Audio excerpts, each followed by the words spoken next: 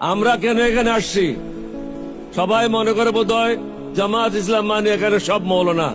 মঞ্চে দেখেন শুধু একজন মৌলানার নাম বলছে, আব্দুল হালিম সাহেব। বাকি সব barrister, engineer, doctor. Shafiqur Rahman সাহেব নিজে ডাক্তার। সব শিক্ষিত লোকের সমাবেশ, সমাগম, 11 দলীয় ঐক্য জোট হয়েছে। সুতরাং সমগ্র জাতিকে বলবো, ভুল করবেন না।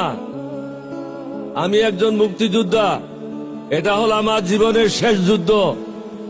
এই যুদ্ধ হলো সন্ত্রাসীদের বিরুদ্ধে, চাঁদাবাজদের বিরুদ্ধে, মস্তানদের বিরুদ্ধে, টেন্ডারবাজদের বিরুদ্ধে। মানুষকে জেগে উঠতে হবে। কয়েকটা টাকার বিনিময়ে, মিথ্যা কথার আশ্বাসে জাতিকে বিক্রি করবেন না। বিগত 25 বছর মোদির গোলামি করেছে তারা।